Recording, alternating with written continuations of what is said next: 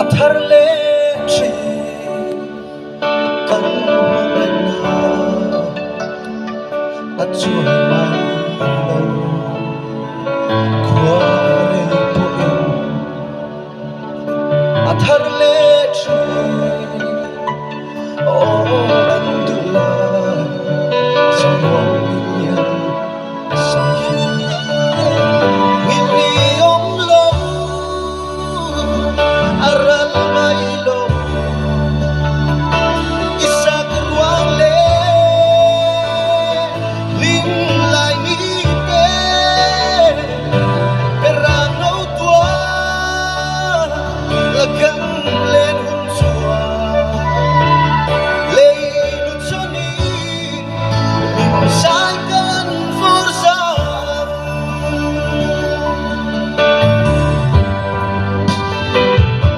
atharle chi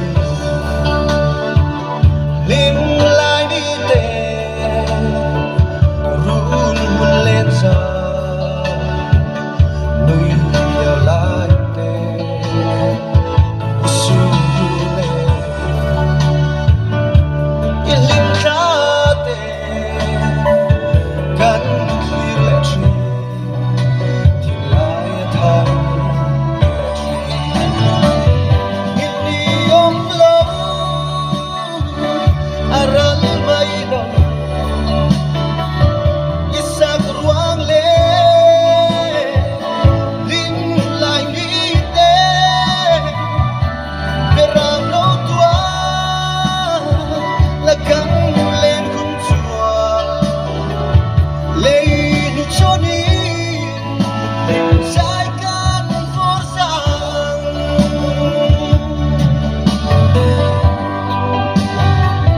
chia chia mahal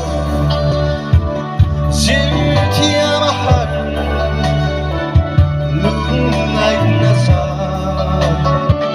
tin le ni te ka shin chua atuar thiam lo ma salal pai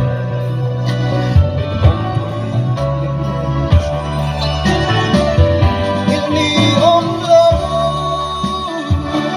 aral mai lo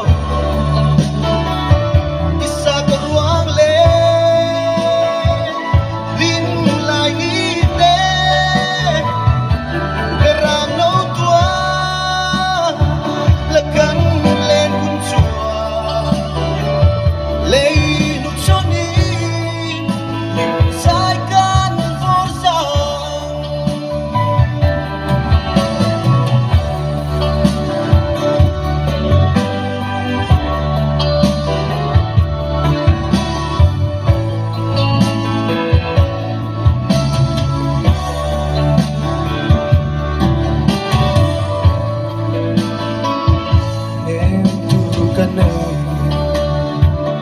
Nung na Krista